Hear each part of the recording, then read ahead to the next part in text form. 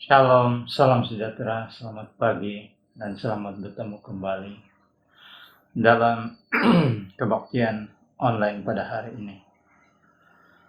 Kita bersyukur pada Tuhan, walau apapun keadaan yang kita hadapi pada hari ini, dengan situasi COVID-19 maupun juga keadaan banjir. Ya, kita harus menyadari bahwa kita memerlukan Tuhan. Bukan hanya pada waktu-waktu sukar, tetapi juga pada waktu kita senang dan sebagainya. Oleh itu, saudara-saudara yang terkasih semua, mari kita berikan perhatian pada ibadah kita pada hari ini, dan kita mau memulakan dengan doa. Mari kita berdoa.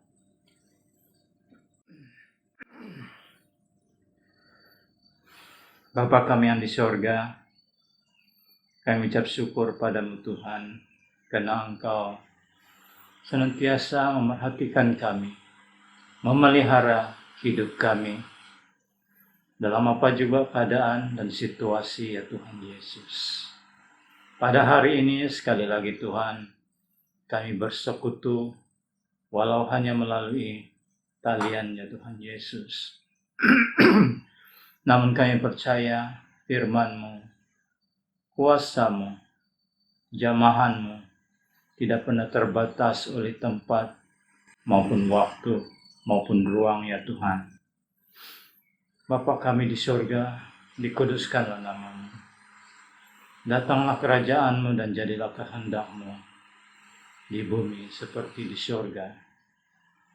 Kami menyerahkan ibadah kami hari ini dengan segala kelengkapan dan persiapan, peralatan-peralatan, juga tenaga, terutama daripada muda-mudi yang mengaturkan dan menyediakan segala peralatan ya Tuhan Yesus.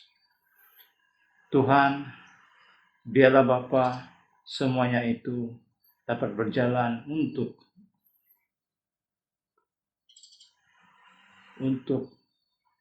kelancaran ibadah kami pada hari ini ya Tuhan Yesus. Dan biarlah semua jemaat-Mu dimanapun berada ya Tuhan, dapat dijangkau dan dapat dikuatkan iman mereka ya Tuhan, saat mendengarkan siaran kami ya Bapa di surga. Dan Tuhan, kami menyerahkan hamba-Mu yang akan menyampaikan firman-Mu, juga segala puji-pujian dan nyanyian-nyanyian pujian yang kami berikan bagi-Mu ya Tuhan Yesus. Tidak lupa kami berdoa Tuhan bagi mereka-mereka yang mungkin mempunyai kelemahan tubuh jasmani, tubuh badan, sebagainya. Kami berdoa ya Tuhan, Engkau memulihkan, menguatkan, menyembuhkan, membebaskan mereka-mereka yang menghadapi keadaan-keadaan yang kurang menyenangkan pada saat ini, maupun juga Tuhan yang menghadapi berbagai musibah dan sebagainya, kekurangan makanan maupun juga masalah-masalah akibat daripada masalah banjir dan sebagainya ya Tuhan Yesus. Bapa, kami menyerahkan ibadah kami sekali lagi ke dalam tangan-Mu. Pimpini setiap perancangan program yang sudah diatur sejak dari awal sampai akhirnya ya Tuhan Yesus. Dan Bapa, kami juga menyerahkan negara kami, negeri kami ke dalam tangan-Mu. Biarlah Tuhan, dalam keadaan apa juga situasi kami, politik kami, maupun keadaan masalah COVID-19 ini ya Tuhan Yesus.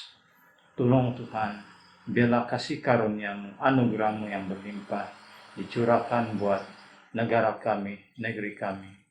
Dan mereka-mereka yang terlibat di dalam sebagai frontliner ya Tuhan Yesus, kami menyerahkan supaya mereka mendapat kekuatan baru seperti burung Raja Wali yang terbang semakin tinggi saat dihempas angin yang kencang ya Tuhan Yesus.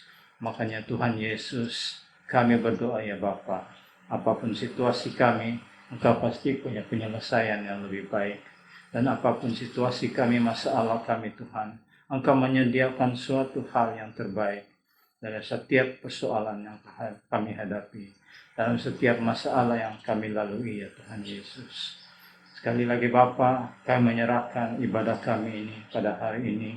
Moga semua yang menuntun, menyaksikan program ibadah ini, di mana juga berada Tuhan, biarlah Bapa, Engkau menjamah mereka. Terpujilah namamu. Hanya di dalam nama Yesus kami berdoa. Amin. Haleluya. Terima kasih Deacon Adrian atas pimpinan doa pembukaan sebentar tadi. Shalom untuk jemaat yang ada di rumah. Puji Tuhan karena pada pagi hari ini sekali lagi kita dapat beribadah meskipun hanya secara online, tetapi kita selalu bersyukur. Amin. Haleluya. Jadi yang tidak halangan untuk keluarga, jemaat yang ada di rumah, kita berdiri, kita mau mengangkat pujian ini bersama-sama. Kita mau nyatakan, Bapa, Engkau adalah pribadi yang kami rindukan. Haleluya. Terima kasih Tuhan untuk hari ini. Kami hidup, kami bernafas. Itu semua karena anugerah-Mu. Terima kasih Tuhan untuk pertolongan-Mu. Terima kasih Tuhan untuk berkat-Mu yang melimpah di dalam keluarga kami. Haleluya Tuhan. Katakan, yes Lord.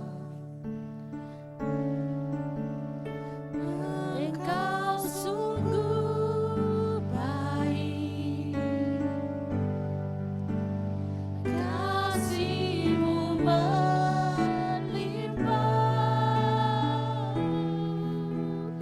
di hidupku. Angkat suara-Mu, Bapa. Yes Lord.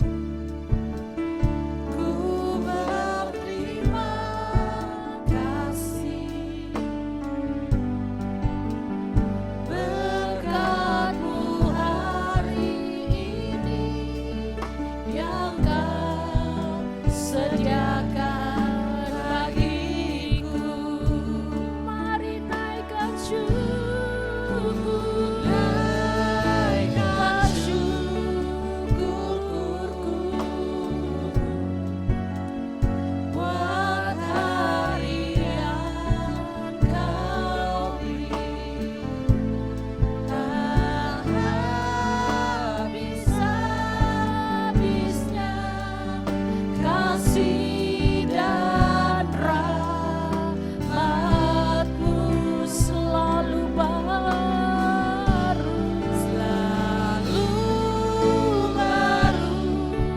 dan tak pernah terlambat pertolongan-Mu. Besar setia-Mu di sepanjang hidupku. Haleluya. Yang merasakan kebaikan Tuhan katakan, Bapa, Bapa, Engkau sungguh baik. Yes Lord. Kasih-Mu melimpah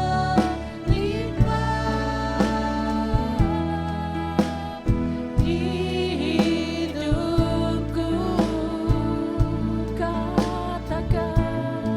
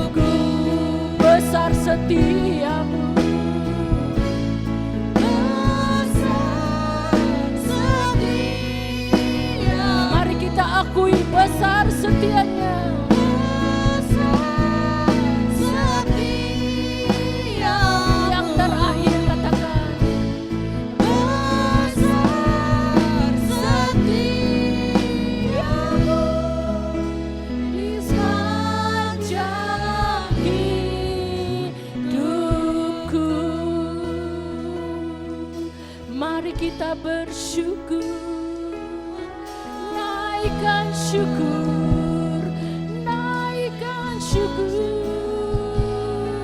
Engkau yang baik Tuhan, haleluya Lord.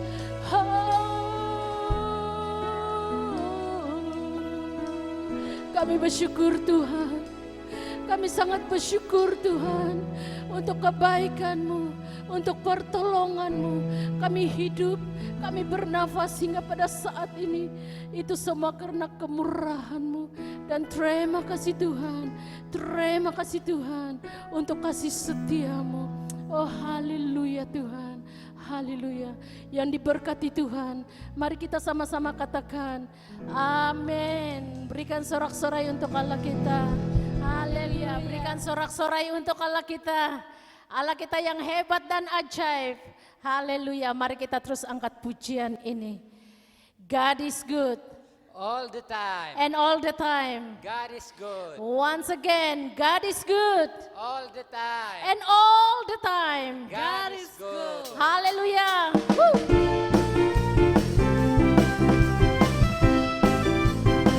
Dia sungguh baik.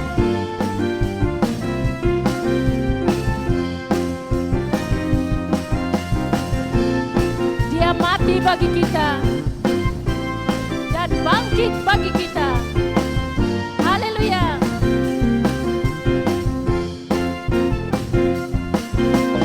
Dia mati bagiku, Dia bangkit bagiku. Dia Tuhan Allah bernamaku. Kuasa mati kalahkan, hidupku dipulihkan. Dia Tuhan Allah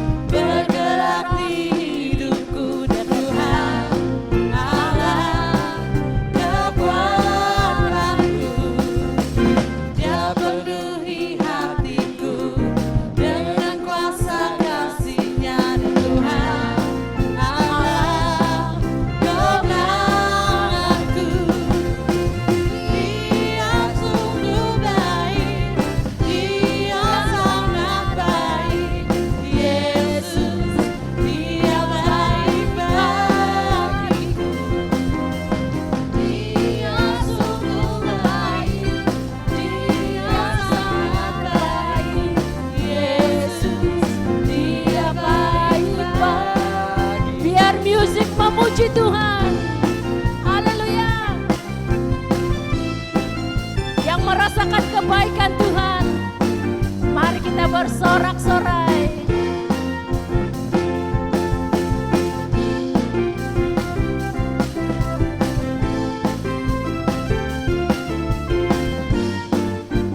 Sama-sama. Dia mati bagiku, Dia bangkit bagiku, Dia Tuhan Allah penyelamatku. Kuasa maut dikalahkan, hidupku dipulihkan, Dia Tuhan Allah penyelamatku. Dia sungguh baik, Dia sangat baik, Yesus, Dia baik bagiku. Dia sangat baik, Dia sangat baik, Yesus, Dia baik bagiku. Dia ada di dalamku. Dia ada di dalamku, Amen. bergerak di hidupku, dan Tuhan Allah kekuatanku. Dia penuhi hatiku dengan kuasa kasih-Nya, dan Tuhan Allah kemenanganku. Dia sungguh baik, Dia sangat baik, Yesus, Dia baik bagiku. Dia sungguh baik, Dia sangat baik, Yesus, Dia baik. He is so good to you. He is so good to you. He is so good to me. Jesus, He is so good to you and me. Yes. He is so good to you. He is so good to me. Jesus, He is so good to you and me. Jesus, He is so good to you and me. Jesus, He is so good to you and me. Haleluya. Kita akan terus persiapkan keuangan kita untuk beri yang terbaik untuk Allah kita. Tiada berkesudahan kasih setia-Mu Tuhan, selalu baru rahmat-Mu bagiku. Hari Hari berganti hari, tetap kulihat kasih-Mu, tak pernah berakhir di hidupku. katakan Tuhan Yesus baik, sungguh amat baik, untuk selama-lamanya. Tuhan Yesus baik. biar musik memuji Tuhan. Beri yang terbaik untuk Allah kita.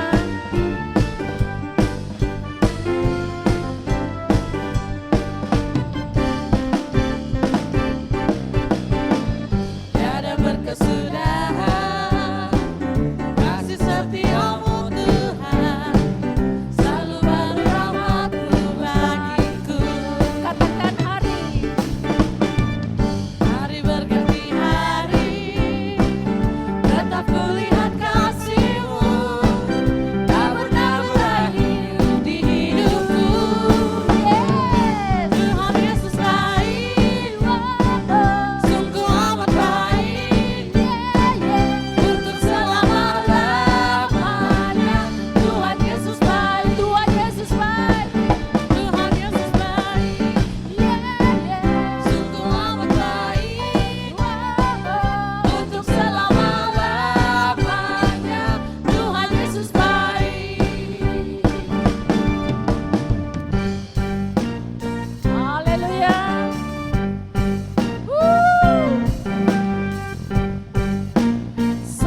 Sama-sama katakan, Yesus baik bagimu, Yesus baik bagiku, dulu sekarang dan selamanya, Dia sungguh baik. Yesus baik bagimu, Yesus baik bagiku, dulu sekarang dan selamanya, Dia sungguh baik. yes. Tuhan Yesus baik, amin. Yang di rumah katakan, Tuhan Yesus baik, amin. Yang merasakan kebaikan Tuhan, kita sama-sama katakan, Tuhan Yesus baik. Yesus baik, sungguh amat baik, untuk selama-lamanya.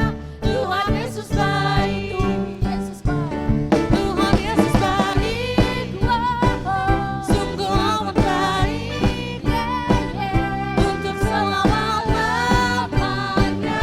Tuhan Yesus Yang baik, terakhir katakan, Tuhan Yesus baik, sungguh amat baik, untuk selama-lamanya. Tuhan Yesus baik, dari selama-lamanya, untuk selama-lamanya, sampai selama-lamanya.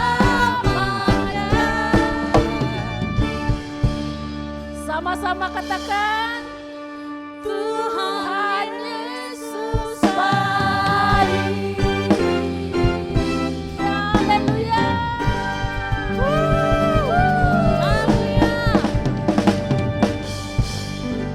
God is good, haleluya. Haleluya, haleluya. God is so good to me and to you, amen. Haleluya. Sebelum kita mendengar firman Tuhan, mari kita persiapkan hati kita. Saya percaya firman Tuhan, message Tuhan untuk kita pada pagi hari ini akan menguatkan kita dan akan meneguhkan kita. Mari kita angkat pujian ini bersama. Kita akui, kita imani kuasa Tuhan akan dinyatakan saat kita dalam kelemahan.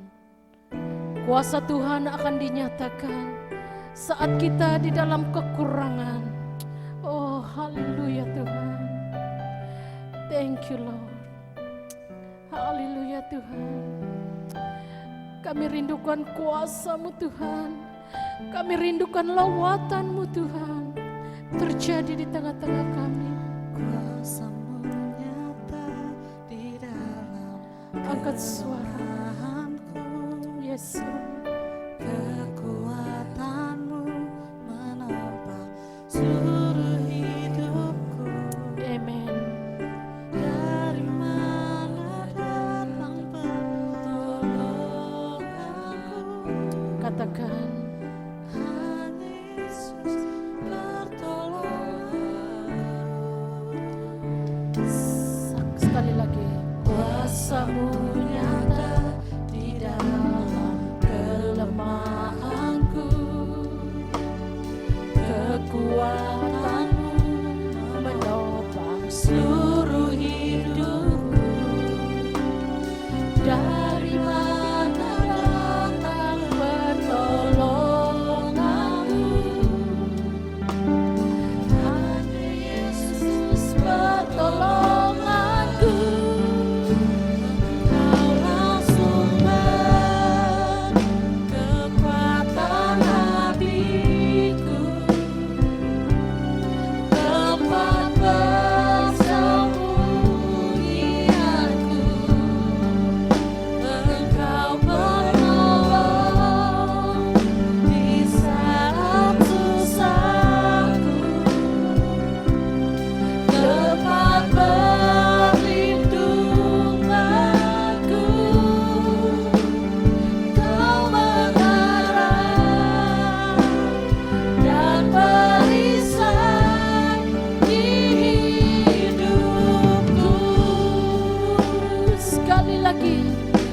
angkat suaramu, katakan. Kuasa-Mu nyata di dalam kelemahanku. Thank you Lord. Kekuatan-Mu menopang seluruh hidupku. Dari mana datang pertolonganku? Hanya Yesus pertolonganku. Engkaulah sumber kekuatan hatiku, tempat persembunyianku. Engkau penolong di saat susahku, tempat perlindunganku. Kau mengarah dan perisai di hidupku.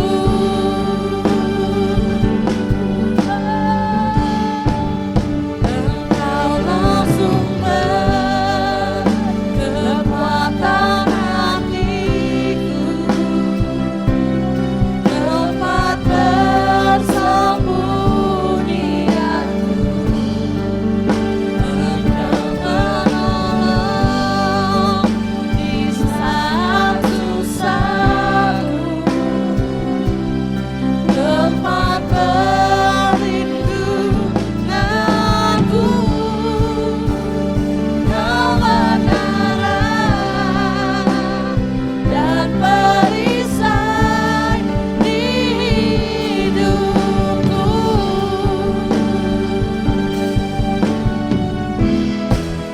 Engkaulah sumber kekuatan hatiku, tempat persembunyianku. Engkau penolong di saat susahku, tempat perlindunganku. Kau mengarah dan perisai di hidupku. Angkat suaramu. Engkaulah sumber kekuatan hatiku, yes Lord, tempat persembunyianku. Engkau penolong di saat susahku, tempat perlindunganku. Kau menarang dan perisai di hidupku.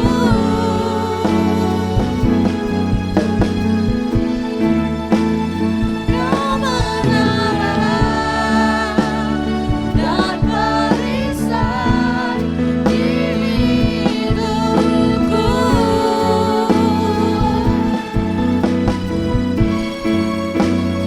Kau menarang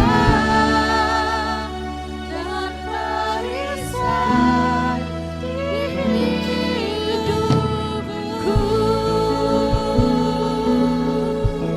Haleluya. Engkau menara yang kuat, Engkau batu karang yang teguh.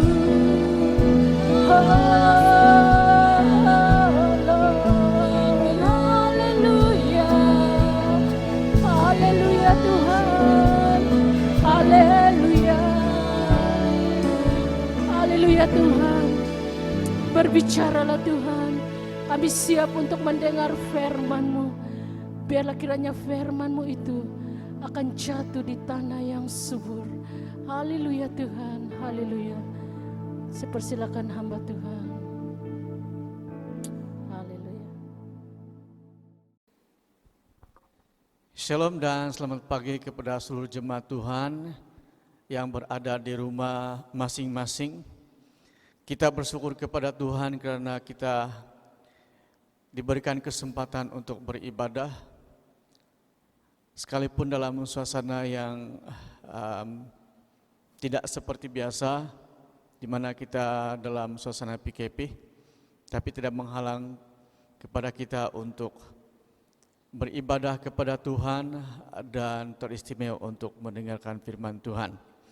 Jadi sebelum kita belajar dari firman Tuhan, saya mengajak seluruh jemaat Tuhan di tempat masing-masing untuk berdoa terlebih dahulu.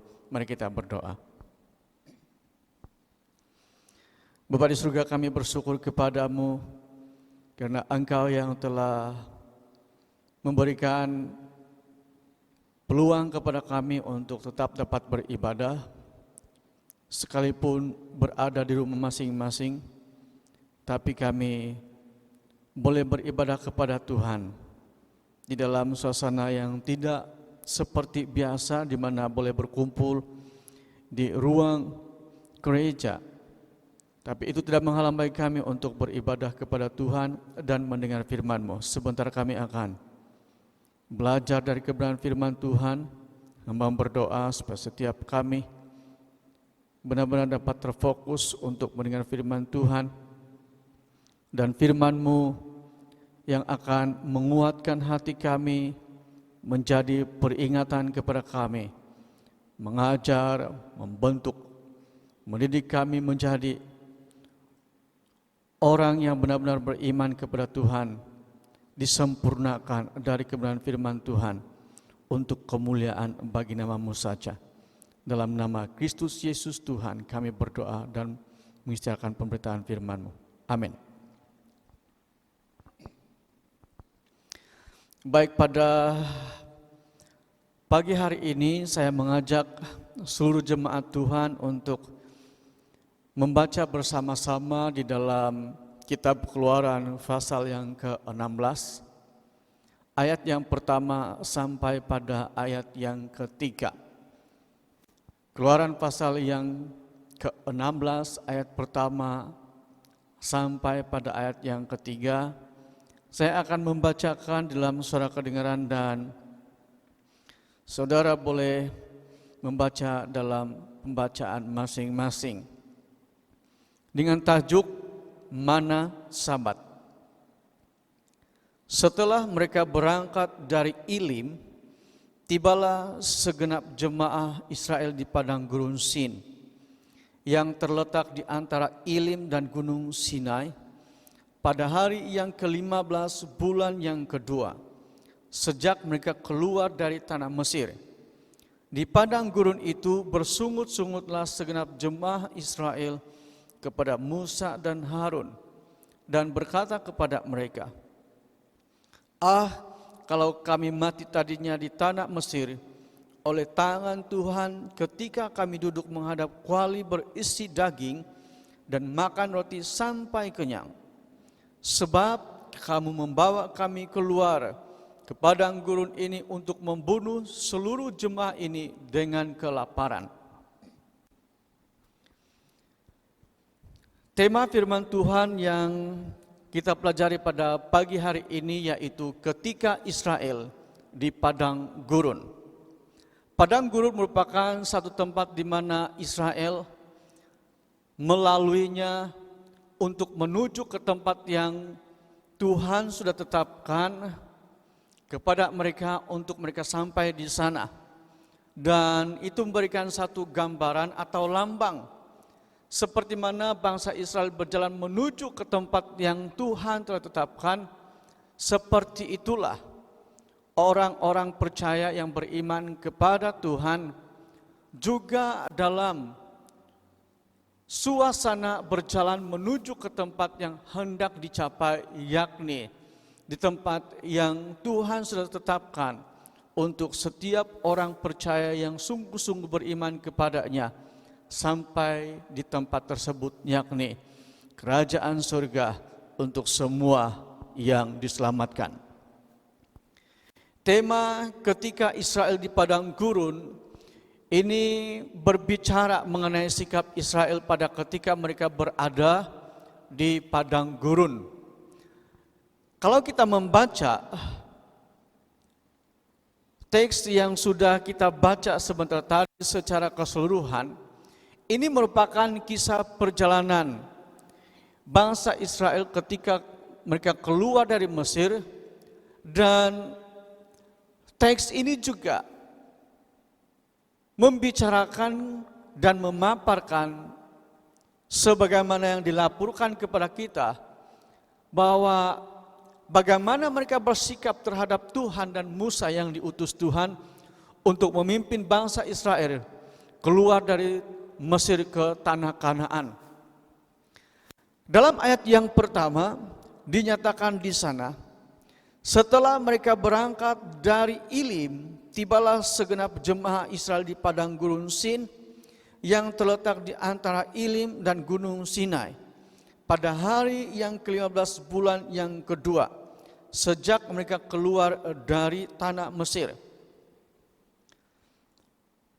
Menurut kalender orang Yahudi, mereka keluar pada waktu bulan Abib, dan itu berarti mereka berada dalam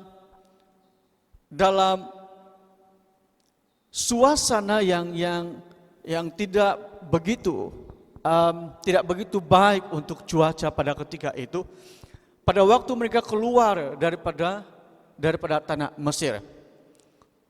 Dalam ayat ini juga, dalam ayat yang pertama dinyatakan bahwa mereka sudah berada pada hari yang ke-15 bulan yang kedua. Dan itu berarti mereka sudah berjalan 1 bulan lamanya. Dan selama dalam 1 bulan lamanya mereka melalui perjalanan yang agak jauh, memenatkan, mencemaskan, menakutkan, membimbangkan, mendatangkan keputusasaan, rasa kehilangan, dan semua keadaan-keadaan yang saya sebutkan sebentar tadi itu telah memaparkan sikap mereka terhadap Tuhan yang menghendaki mereka untuk keluar dari Mesir. Kenapa saya katakan bahwa mereka melalui satu perjalanan yang agak jauh? Sebab sepatutnya mereka hanya perlu melintasi satu tempat di mana tempat yang boleh disebut sebagai shortcut untuk boleh sampai di situ dengan cepat. Tetapi Tuhan telah membawa mereka untuk berkeliling terlebih dahulu. Ada tujuan dan maksudnya Tuhan. Lalu perjalanan yang sedemikian jauh itu telah memenatkan mereka, turut mendatangkan kecemasan kepada mereka, bahkan menakutkan mereka sebab dalam perjalanan ada risiko di mana ada perompak, ada musuh-musuh yang datang untuk memerangi, mau membunuh mereka. Justru mereka dalam keadaan yang takut, dan dalam ketakutan itu pastilah ada di dalam diri mereka bimbang, bukan sewaktu-waktu, tetapi ada kebimbangan untuk sepanjang masa. Pada ketika mereka dalam perjalanan, sementara mereka berjalan menuju ke tanah Kanaan yang dijanjikan oleh Tuhan kepada mereka, mereka kehabisan makanan, dan itu sebabnya mereka berputus asa. Kalau kita membaca dalam pasal-pasal yang sebelumnya, itu menyatakan tentang bagaimana mereka menggerutu, bagaimana mereka memberontak kepada Musa, dan pemberontakan itu tujukan kepada Tuhan disebabkan mereka sudah kehilangan makanan dan tidak tahu bagaimana mereka mencari makanan pada waktu mereka berada di padang gurun. Mereka rasa kehilangan sesuatu yang baik sewaktu mereka berada di Mesir. Dan itu sebabnya mereka memperlihatkan sikap pemberontakan mereka kepada Tuhan. Kalau kita mencermati perjalanan bangsa Israel, mereka melalui perjalanan yang jauh, mereka melintasi beberapa tempat.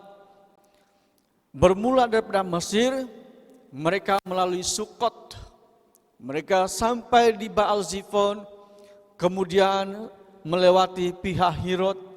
Mereka juga tiba di Laut Merah, dan mereka juga melewati padang gurun Syur dan menuju ke Marah dan sampai di Ilim.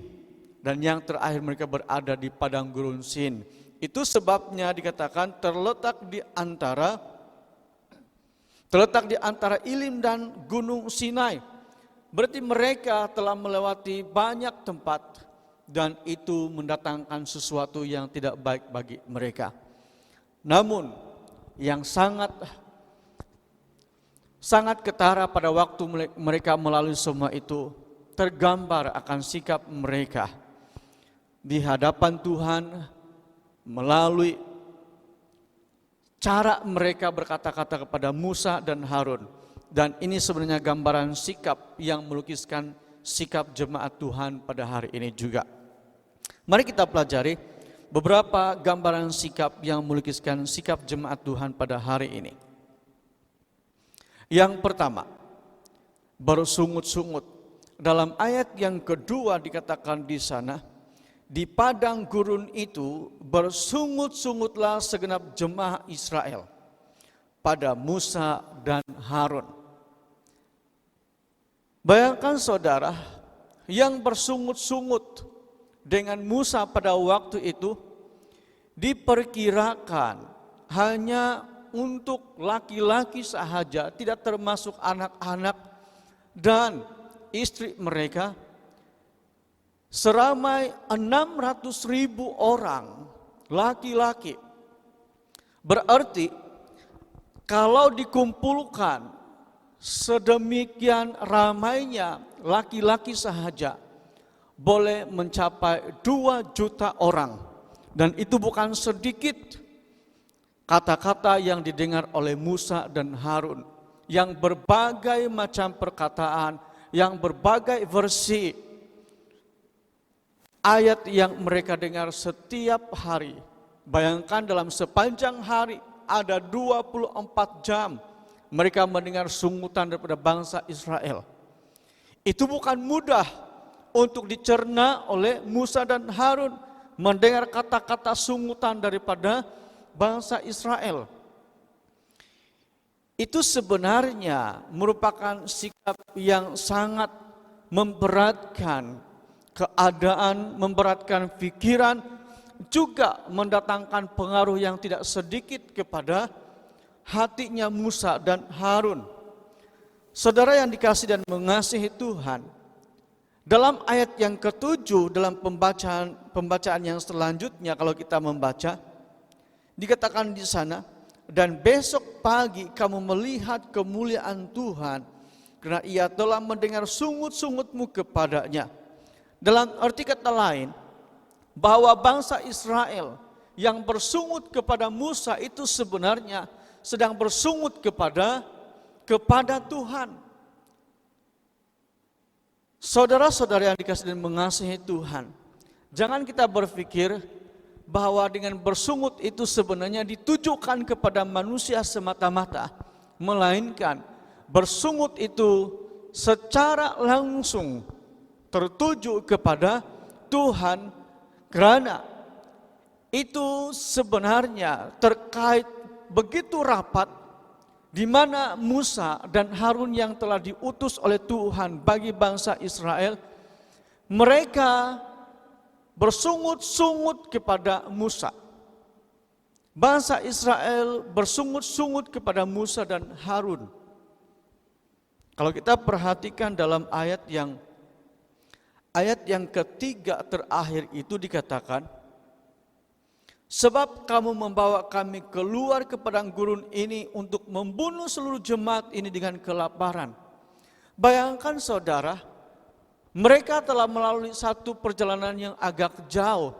Setiap tempat di mana mereka berada, pasti mereka bersungut-sungut kepada Harun. Terutamanya dalam hal-hal makanan, mereka selalu mengatakan bahwa kenapa kami tidak mati di Mesir, sedangkan di sana ada kuburan juga untuk tempat mengubur. Nah, itu merupakan antara lain yang menjadi sungutan bangsa Israel kepada Tuhan melalui utusannya yaitu Musa. Sungutan muncul karena sikap yang belum dibawa pengaruh Tuhan. Saudara-saudara yang dikasihi dan mengasihi Tuhan, pada waktu Musa menyampaikan bahwa Tuhan menghendaki mereka untuk keluar dari tanah Mesir, ternyata bahwa tidak sedikit mereka yang masih di bawah pengaruh sosial, di bawah pengaruh budaya, di bawah pengaruh pemahaman dari segi keagamaan orang-orang Mesir. Mereka sudah ada di bawah pengaruh semuanya itu, sehingga mereka bukan lagi menjadi umat Tuhan yang di bawah pengaruhnya Tuhan. Itu sebabnya mereka selalu memaparkan sikap yang tidak menyenangkan Musa. Itu sebabnya sampai pada satu saat di mana Musa merasa begitu marah dengan Tuhan sebab ada provokasi daripada bangsa Israel yang punya sikap yang belum dipengaruhi oleh Tuhan atau belum dikuasai oleh Tuhan. Sehingga dengan sikap mereka itu yang selalu bersungut-sungut, itu justru memperbesar masalah atau menambah beban dalam hati mereka. Bapak Ibu saudara dikasihi dan mengasihi Tuhan, bersungut tidak menyelesaikan masalah seperti bangsa Israel. Dan itu memperingatkan kepada kita bahwa dalam hal menghadapi apapun situasi, janganlah terlalu cepat untuk bersungut-sungut, melainkan seperti kata firman Tuhan, lebih baik berdiam diri di kaki Tuhan untuk bertanya kepada Tuhan apa sebenarnya yang Tuhan maksudkan dan apa tujuan Tuhan untuk membiarkan atau mengizinkan keadaan itu dialami oleh setiap orang yang beriman kepadanya. Bersungut-sungut yang ada pada bangsa Israel sebenarnya itu bukan menjadi penyelesaian masalah. Justru menambah masalah. Dari masalah pertama menjadi masalah kedua dan masalah berikutnya. Itu sebabnya Musa tidak dibenarkan, diizinkan oleh Allah untuk masuk ke tanah Kanaan, sebab semuanya terkait dengan sikapnya bangsa Israel yang telah bersungut-sungut kepada Musa. Bayangkan, sungutan itu bukan pada siang hari saja, tetapi sepanjang masa Musa mendengar sungutan mereka. Musa pun merupakan manusia sama seperti kita. Musa pun ada kelemahan tertentu, bahkan di awal-awal panggilan Tuhan untuk memimpin bangsa Israel keluar dari Mesir, pun dia sudah menyatakan tentang kekurangannya. Dia menyadari akan kelemahannya, tetapi atas kehendak Tuhan, maka akhirnya Musa pun memenuhi panggilan tersebut. Tapi yang menyedihkan, Musa tidak diizinkan untuk masuk ke dalam tanah perjanjian yang dijanjikan oleh Allah, oleh karena sikap bangsa Israel. Mereka lebih berfokus kepada apa yang mereka anggap sebagai masalah. Mereka tidak ada sikap untuk mencari penyelesaian masalah. Terkadang hal yang sama, sikap yang sama berlaku kepada setiap orang yang percaya kepada Tuhan. Mereka lebih berfokus kepada masalah, bukan mencari penyelesaian masalah. Apabila itu merupakan satu sikap yang terikat, yang mengikat, berakar di dalam diri setiap orang percaya, maka tidak heranlah kalau masalah demi masalah bertambah-tambah, bukan berkurang, bukan diselesaikan, tapi semakin parah. Memperbesarkan masalah akan menyebabkan hidup sehari-hari akan semakin mengalami gangguan emosi. Ini perlu kita ingat dalam berhadapan dengan masalah. Pola pikir yang sangat penting dan perlu ada pada setiap kita. Jangan menjadi seperti bangsa Israel, setiap hari masalah yang sama, setiap hari ada masalah yang baru. Karena mereka lebih suka untuk memperbesar masalah daripada mereka menyelesaikan masalah. Dan akhirnya soal-soal kematian itu selalu ada di mulut mereka. Mereka lupa kalau Musa itu merupakan hambanya Allah sebagai utusan yang dipilih untuk memimpin mereka keluar daripada negeri Mesir. Bangsa Israel yang mengalami gangguan emosi disebabkan oleh masalah yang sedang mereka hadapi juga membuatkan atau mempengaruhi Musa juga terikut sama mengalami gangguan emosi.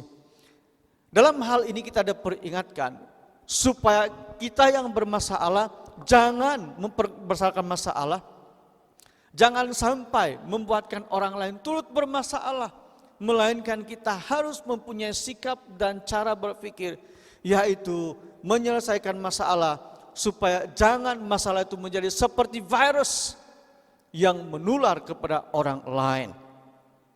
Janganlah gangguan emosi kita akan membuatkan orang lain turut terganggu emosinya disebabkan kita. Bersungut-sungut akan membuka pintu yang lebar bagi iblis memanipulasi dan menutup pintu hati untuk mengalami pertolongan Tuhan. Inilah yang berlaku kepada bangsa Israel. Mereka bersungut-sungut justru membuka pintu lebar bagi masalah yang lainnya. Kalau kita membaca di dalam kitab Korintus, dinyatakan bahwa tidak sedikit dari mereka yang mati di padang gurun disebabkan mereka justru bukan datang kepada Tuhan, tapi justru mereka lebih mengeraskan hati mereka. Dan itu mengakibatkan kematian yang tidak sedikit, yakni puluhan ribu yang mati di padang gurun. Mereka tidak mengingati bagaimana pertolongan Tuhan yang pernah mereka alami, tapi justru mengeraskan hati mereka, justru mereka semakin mengeraskan hati mereka, semakin membiarkan diri mereka terikat dengan kekerasan hati. Mereka tinggal tetap di dalam kedegilan mereka yang akhirnya berakibat bukan sedikit baik pribadi maupun untuk keluarga. Jadi itu mengingatkan kepada kita supaya jangan bersungut-sungut, melainkan kita harus memiliki sikap untuk berdiam diri di hadapan Tuhan. Yang kedua, sikap yang kedua. Sikap yang kedua yaitu tidak mau berubah. Dalam ayat yang ketiga dikatakan di sana, dan mereka berkata kepada mereka, yakni kepada Musa dan Harun, kalau kami mati tadinya di tanah Mesir oleh tangan Tuhan, ketika kami duduk menghadapi kuali berisi daging dan makan roti sampai kenyang. Bangsa Israel memiliki satu keadaan di mana mereka ada kesanggupan untuk mati. Mereka lebih rela mati di Mesir daripada mereka berhadapan masalah pada waktu mereka dalam proses perjalanan untuk keluar daripada Mesir. Memang mereka sudah berada di luar Mesir, tapi mereka ada satu virus di mana mereka dihinggapi dengan ingatan bahwa ada yang lebih baik di Mesir berbanding mereka akan menuju kepada tempat di mana Tuhan telah tetapkan kepada mereka. Bangsa Israel belum bersedia meninggalkan masa lalu mereka. Mereka mengingati apa yang ada di Mesir. Mereka ingat akan apa yang dianggap istimewa kepada mereka. Perhatikan baik-baik dalam ayat ini. Dikatakan, kalau kami mati tadinya di tanah Mesir oleh tangan Tuhan. Apa yang ada di Mesir? Ketika kami duduk menghadapi kuali berisi daging dan makan roti sampai kenyang. Bersifat materialisme. Mereka masih ingat apa yang ada di Mesir. Tentang apa? Tentang daging yang besar-besar. Tentang roti bundar yang besar-besar. Mereka ingat semuanya itu. Mereka telah diikat secara material. Berarti mereka sebenarnya dalam kehidupan yang sudah diikat dengan kebendaan dan mereka adalah materialistik dan materialisme. Sedangkan sebenarnya mereka pun pernah ingat, mereka pernah menyaksikan tentang 10 bencana atau tulah yang ditimpakan oleh Allah kepada bangsa Israel pada waktu mereka berada di Mesir. Mereka menyaksikan bagaimana keadaan sewaktu bencana ditimpakan di negeri Mesir. Mereka bukan tidak tahu peristiwa bencana yang telah menimpa Mesir, sementara bangsa Israel telah dilindungi oleh Tuhan. Mereka terhindar daripada bencana yang memang ditetapkan oleh Allah. Sementara kerosakan demi kerosakan, kematian demi kematian, huru-hara berlaku di Mesir, sebab di istana Raja Firaun pun dipenuhi dengan katak.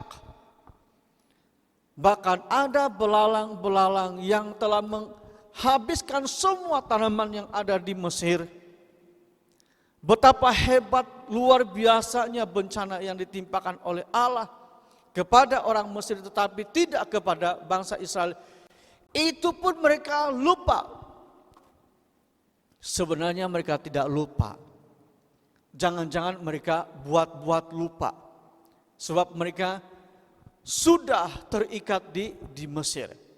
Jadi kita berjaga-jaga sebagai umat Tuhan supaya jangan sampai kita menjadi seperti bangsa Israel yang memang kita sudah pernah ingat, sudah pernah melewatinya, tetapi kita lupa atau tidak ingat atau sengaja untuk melupakan apa yang Tuhan pernah lakukan kepada diri kita.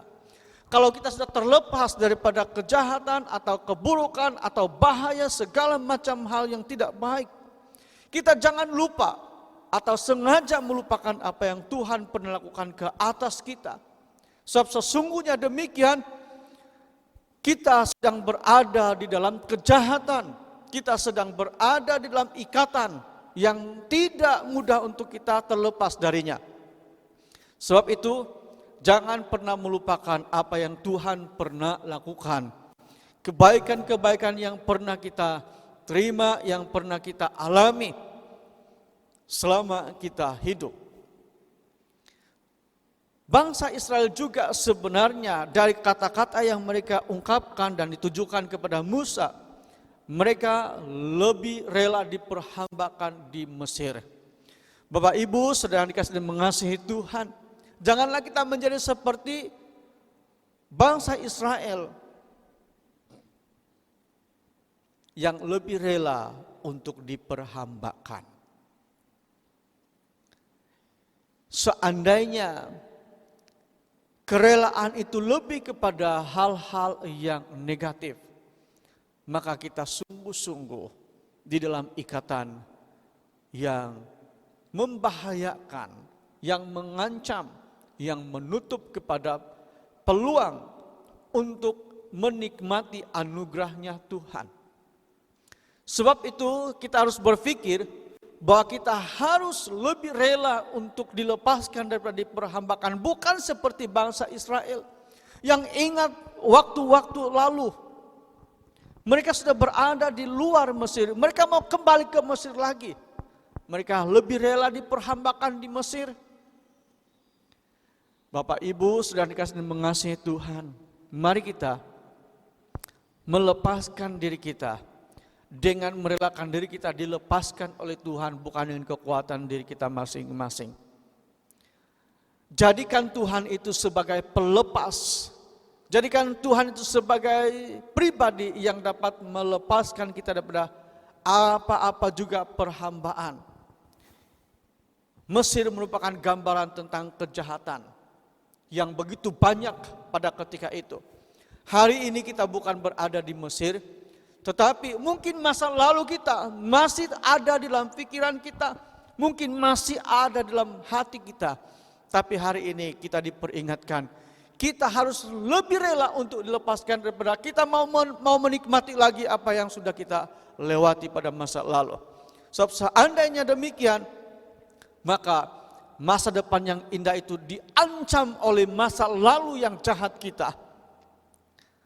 Mari kita maju ke depan untuk mencapai tujuan ilahi yang ditetapkan oleh Tuhan buat setiap orang. Mereka benar-benar telah terikat dan mengikatkan diri dengan sindrom Mesir. Jadi kalau demikian, ada sindrom Mesir yang mengikat, membelenggu, itu tidak boleh kita benarkan.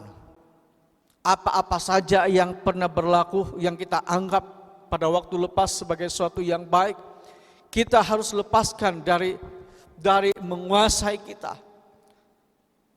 Jangan sampai sindrom itu terus-menerus ada dalam hati dan pikiran kita masing-masing.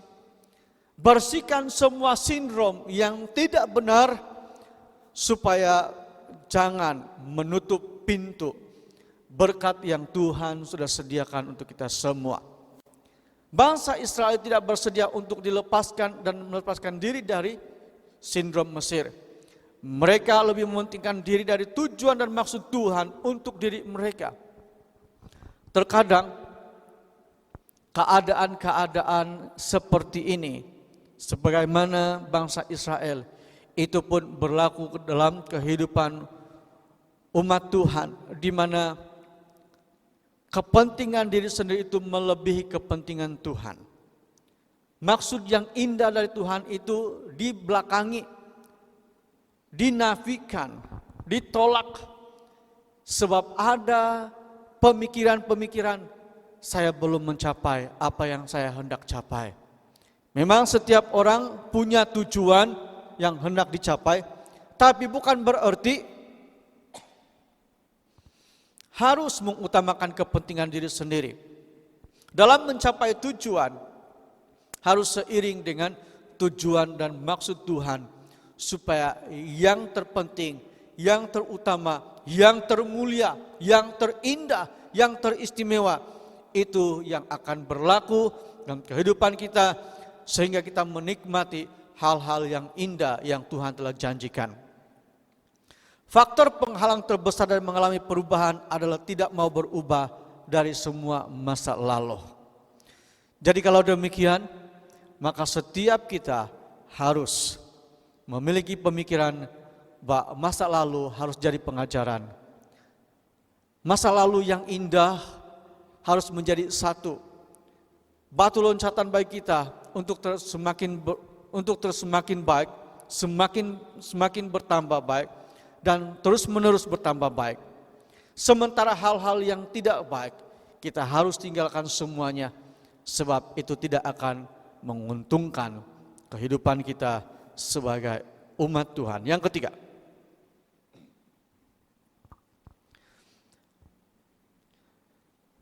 ketiga, hal yang ketiga, sikap yang ketiga dari bangsa Israel suka mempersalahkan orang lain. Dalam ayat yang ketiga B dikatakan, sebab kamu membawa kami keluar ke padang gurun ini untuk membunuh seluruh jemaah ini dengan kelaparan. Itu sebenarnya hanya bersifat asumsi. Itu bukan satu fakta yang dapat dijadikan sebagai satu cara untuk berargumentasi. Karena tidak mungkin Tuhan dan Musa, apalagi Musa dan Harun yang diutus oleh Allah memimpin bangsa keluar dari Mesir, menginginkan kematian daripada bangsa Israel. Tentu itu merupakan hanya persepsi yang berupa kejahatan maupun berbentuk kejahatan. Dalam ayat yang ketiga B ini, itu memberikan satu penjelasan bahwa bangsa Israel sedang mempersalahkan Musa. Nah, ini merupakan sikap daripada bangsa Israel. Namun tidak heran, semua itu berlaku karena ini merupakan sikap warisan dari kejahatan manusia pertama. Kalau saudara-saudara dapat mengingati peristiwa di Taman Eden pada waktu manusia itu jatuh dalam dosa, kita perhatikan baik-baik struktur ayat tersebut, di mana ada 3 pihak yang dipersalahkan dan ada 2 pihak yang mempersalahkan dan saling mempersalahkan. Yang pertama, pada waktu Adam jatuh dalam dosa, dia mempermasalahkan atau dia mempersalahkan Allah. Dia katakan seperti ini, perempuan yang kau tempatkan di sisiku, dialah yang memberi makan buah kepadaku. Bapak Ibu dan kasih mengasihi Tuhan, ini merupakan sikap manusia yang pertama. Allah saja yang merupakan pencipta dipersalahkan, dituduh. Apalagi di antara sesama manusia saja, sedangkan binatang pun dipersalahkan. Kalau kita mengingatnya itu, pada waktu Hawa berargumentasi meresponi akan tuduhan daripada Adam, dia juga mempersalahkan Allah, bahkan mempersalahkan binatang. Binatang itu yang Binatang itu yang menghasut dia. Wah, ini kan merupakan sikap yang diwarisi. Sikap yang ada pada manusia pertama dan itu menjadi sikap warisan. Itu sebabnya bangsa Israel mempersalahkan Musa dan Harun. Mereka hanya berpersepsi, sekalipun itu bukan fakta, demi untuk membenarkan mereka dan demi untuk mempersalahkan Musa. Itulah kejahatan yang diwarisi oleh bangsa Israel dari nenek moyang, yakni manusia yang pertama. Kata-kata ini sebenarnya memberikan penjelasan kepada pembaca dan kita semua bahwa mereka tidak pernah menganggap sebagai masalah dari peristiwa perhambaan. Mereka yang sudah dihambakan sekian tahun di Mesir, tetapi mereka tidak menganggap perhambaan itu sebagai masalah. Justru mereka rela mati di sana sekalipun mati sebagai hamba yang diperhambakan oleh Firaun. Karena mereka terikat secara material, mereka menjadi materialistik dan materialisme. Bapak Ibu dan kasih mengasihi Tuhan, kita perlu menganggap bahwa apa saja bentuk perhambaan yang mungkin sedang memperhambakan, mengikat, mempelenggu kita pada saat ini, bahkan mungkin pada waktu-waktu yang lalu, kita harus lepas daripada daripada hal-hal yang masih membelenggu pikiran dan hati kita, membelenggu hidup kita, sebab kita tidak boleh tinggal diam di dalam perhambaan. Hanya kita boleh menjadi hamba kepada satu pribadi, yakni menjadi hambanya Tuhan. Kita tidak boleh menjadi hamba kepada apapun yang dapat dianggap sebagai Tuhan yang boleh memperhambakan kita. Sama ada itu dalam bentuk waktu, dalam bentuk material, dalam bentuk pekerjaan dan sebagainya lainnya. Segala sesuatu itu harus bertuankan Tuhan, supaya Tuhan yang beroperasi, yang memerintah atas hidup kita, yang berkuasa atas hidup kita, maka hidup kita akan menjadi teratur, tertib, berdisiplin, dan kita hidup dalam ketentuannya Tuhan, maka kita tidak akan memberikan ruang sedikit pun ada apa-apa saja yang berunsur perhambaan dalam hidup kita. Bangsa Israel sebenarnya tidak mencermati dengan berpikir secara objektif mengenai tujuan Allah membawa mereka keluar dari Mesir. Mereka hanya fokus kepada tujuan mereka sendiri. Sedangkan tujuan mereka itu adalah yang bersifat kedagingan. Tetapi tujuan Allah ialah bersifat secara menyeluruh. Bukan hanya satu perkara. Dalam kehidupan kita sebagai umat Tuhan yang bergereja pun, tidak terlepas seperti sikapnya bangsa Israel yang hanya terfokus pada satu tujuan.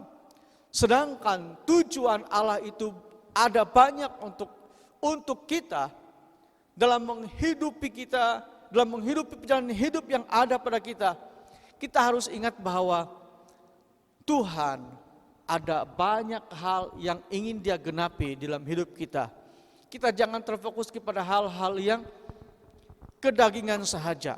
Memang kita masih dibaluti dengan daging, tapi bukan berarti kita harus hidup dalam kedagingan.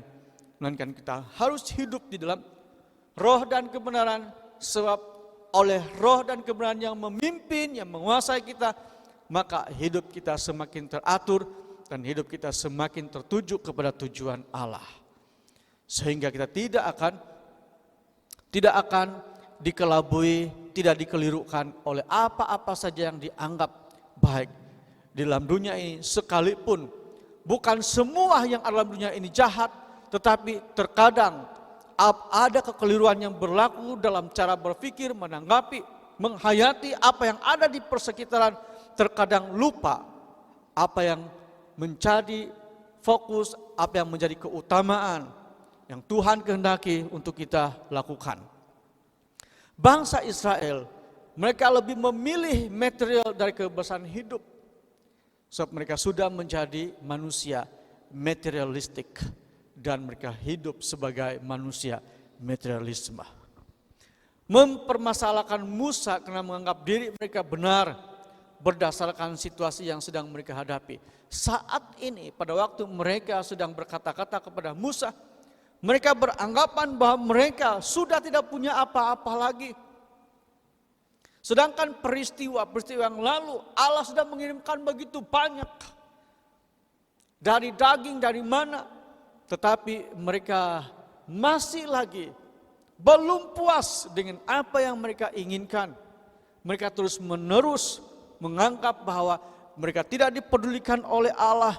Mereka tidak dipedulikan oleh Musa dan Harun yang menjadi pemimpin kepada mereka. Justru segala sesuatu yang mereka lakukan semuanya dianggap salah, sementara mereka adalah benar. Bapak, Ibu, saudara yang dikasihi dan mengasihi Tuhan, hidup kita sebagai manusia yang beriman kepada Tuhan, baik secara individu, secara berkumpulan, baik dalam berkeluarga maupun bergereja, dalam berinstitusi, dalam berorganisasi pun, tidak pernah terlepas bahwa ada unsur-unsur seperti ini, ada ciri-ciri seperti ini, di mana menganggap diri benar itu selalu ada, tidak pernah terpisah, tidak pernah terlepas. Itu sebabnya ada konspirasi yang berlaku di mana-mana dengan maksud untuk membenarkan diri mereka. Itu sebabnya kalau kita merasa bahwa kita layak untuk mendapatkannya, tapi ada orang lain yang tidak layak tapi mendapat, sebenarnya itu disebabkan ada konspirasi yang menganggap bahwa seseorang yang melakukan itu merasa dirinya benar dengan tindakan yang diambil. Saya harus lebih berhati-hati untuk menyampaikan, dalam kita mendapatkan sesuatu pekerjaan pun, sebenarnya kita layak untuk mendapatkan. Tapi ada orang yang berada di atas, yang memanipulasi orang-orang yang layak untuk mendapatkannya. Sehingga dengan kuasa yang ada pada mereka, mereka gunakan dengan menganggap bahwa tindakan mereka sebagai seorang yang berkuasa adalah benar. Sementara orang yang layak yang mendapatkannya tidak mendapatnya. Karena mereka berpikir bahwa mereka tidak layak. Berarti itu merupakan sebagian dari cara berpikir menganggap benar apa yang sebenarnya tidak benar. Sebab itu, mari kita lebih fokus kepada kebenaran ini. Setiap kali kita diperlakukan secara tidak adil, kita harus tetap tinggal dalam kebenaran. Biarlah kebenaran itu yang akan membela kita, bukan kita yang membela kebenaran. So, pada setiap kali kita berusaha untuk membela kebenaran, pasti muncul masalah yang lain.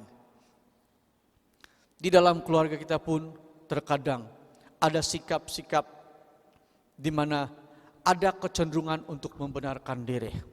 Biasanya yang membenarkan diri itu adalah menganggap dia adalah seorang yang perfect, menganggap sempurna, sementara orang lain itu adalah yang tidak ada apa-apa adanya. Itu merupakan orang yang belum dipengaruhi dengan kebenaran Alkitab. Sebab itu, mari jangan membiarkan sikap bangsa Israel ini menganggap diri mereka benar berbanding Musa dan Harun. Mari kita tinggalkan sikap yang seperti ini. Apabila kita berhadapan dengan situasi seperti ini, maka kita harus lebih banyak berdiam diri daripada membenarkan diri. Sebab dengan lebih banyak membenarkan diri, maka akan lebih memakan diri. Kita perlu tinggal diam, menyerahkan sepenuhnya kepada Tuhan. Memang pun ada cara kita untuk dapat menegakkan kebenaran, tapi bukan dengan kekerasan.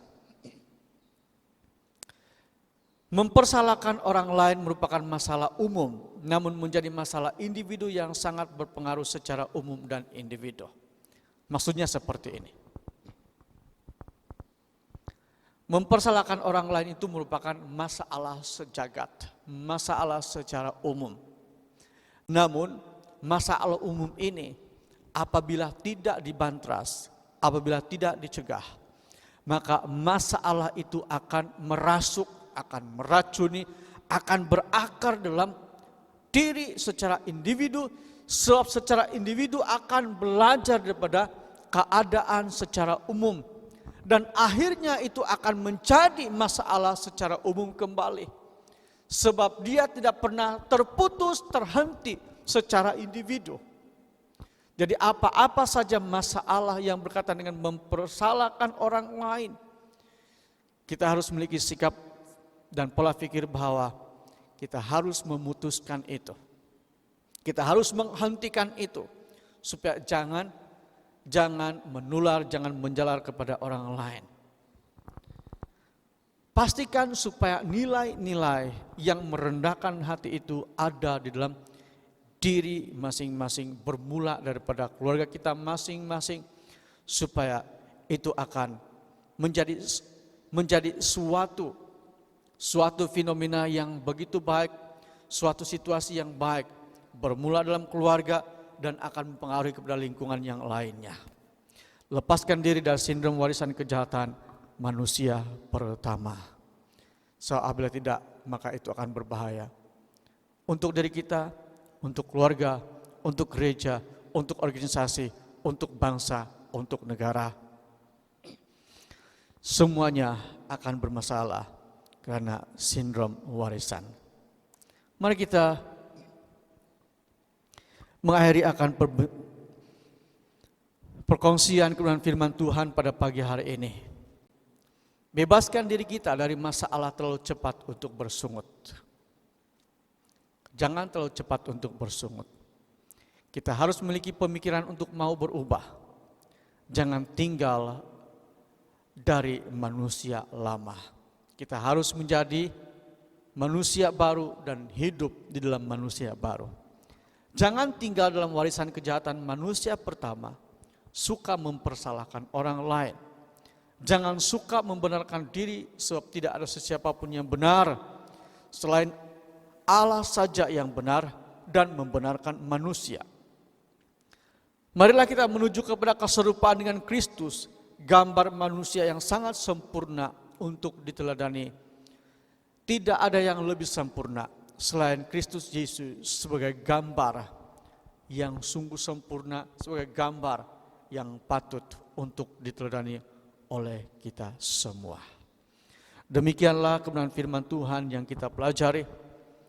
Kiranya setiap kita diberkati oleh Tuhan, tidak sekadar menjadi pengetahuan, menjadi satu ilmu pengetahuan semata-mata, tapi lebih baik kita mengetahui dan menghidupinya sebagai pemandu yang menyempurnakan kehidupan kita dari hari ke hari, dari waktu ke waktu. Mari kita berdoa. Bapa di surga, terima kasih untuk kebenaran firman-Mu yang sudah kami dengar pada pagi hari ini. Engkau memberkati seluruh jemaat Tuhan yang sudah mendengar. Hamba berdoa supaya setiap yang sudah mendengar sungguh-sungguh mengerti, memahami akan makna penyampaian dari kebenaran firman Tuhan, supaya setiap yang difahami tidak sekadar menjadi satu pengetahuan, menjadi ilmu pengetahuan, melainkan menjadi suatu kebenaran yang memandu untuk hidup di dalam kebenaran, supaya dalam hidup ada kebenaran-kebenaran yang memandu, yang memagari hidup kami setiap waktu. Biarlah kiranya kebenaran-kebenaran itulah yang akan mengingatkan kami setiap waktu. Biarlah kiranya kami meninggalkan cara fikir, cara hidup seperti yang ada pada bangsa Israel kuno. Kami menjadi umat Tuhan yang hidup di dalam anugerah, dalam perjanjian baru-Mu, sehingga kami dapat menikmati bagaimana kami hidup bebas secara roh, yang oleh kebebasan itulah akan memimpin kami untuk terus hidup bebas daripada apapun yang jahat dalam dunia ini. Engkau berkati seluruh jemaat Tuhan, dari usia kecil sampai pada usia yang dewasa, semuanya dituntun oleh firman Tuhan dan kebenaran-Mu. Terima kasih ya Tuhan, dalam kesempatan ini hamba berdoa, kiranya Engkau memberkati setiap jemaat Tuhan. Engkau memberkati mereka dalam pekerjaan, dalam kesehatan, dalam keluarga, apapun yang mereka usahakan, diberkati Tuhan dan berhasil. Yang sedang berduka, yang sedang bermasalah dalam pergumulan, Engkau berikan jalan keluar, Engkau berikan penghiburan, kekuatan dalam menghadapi pergumulan. Yang sakit Tuhan sembuhkan dan pulihkan, yang bersedih Tuhan menghiburkan, yang berada dalam keputusasaan Tuhan mengangkat mereka. Engkau juga yang menuntun perjalanan keluar masuk bagi setiap anak-anak Tuhan. Di tengah-tengah keadaan yang membimbangkan kebanyakan orang, di mana wabak masih lagi sedang menular, Tuhan tolong supaya anak-anak Tuhan, bahkan seluruh penduduk bagi daerah Tenom ini pun dipelihara oleh Tuhan, dijauhkan daripada apapun yang boleh membahayakan. Kiranya Engkau yang berkuasa atas daerah Tenom ini, Engkau memberkati semua yang bertugas di hadapan yang dipertanggungjawabkan untuk memastikan supaya keadaan tetap dalam keadaan terkawal dan terjaga. Berkati mereka dengan hati, pemikiran, emosi yang stabil. Dan Engkau berkati juga untuk anak-anak Tuhan yang dalam kekurangan supaya mereka pun diperdulikan oleh Tuhan. Kesempatan juga hamba berdoa supaya kiranya Engkau berkati untuk uang persembahan yang diberikan, supaya setiap anak-anak Tuhan yang berikan uang persembahan, Tuhan telah menyediakan berkat-Mu masing-masing dengan apa yang Tuhan lihat sebagai keperluan dalam hidup mereka masing-masing. Terpujilah nama-Mu ya Tuhan. Engkau memberkati anak-anak yang bersekolah, memberkati mereka dalam persekolahan, baik yang ada di sekolah rendah, yang ada sekolah menengah, IPT, IPTS, berkati mereka semuanya, supaya mereka menikmati kemurahan, kebaikan, hikmat dari Tuhan selalu menyertai mereka. Dan persembahan yang kami persembahkan kepadamu Tuhan, turut berdoa supaya setiap yang terlibat dalam pelayanan, yang memungkinkan pelayanan ini berlangsung dalam keadaan yang baik, semua tim media, Engkau berkati mereka ya Tuhan, di dalam upaya mereka untuk memungkinkan supaya ibadah tetap berlangsung, dapat dinikmati oleh semua jemaat Tuhan. Berkatilah mereka lebih daripada apa yang mereka harapkan, lebih daripada apa yang mereka inginkan dalam hidup mereka. Terpujilah nama-Mu. Inilah doa yang kami minta semuanya dalam nama Kristus Yesus Tuhan kami berdoa. Amin. Tuhan memberkati.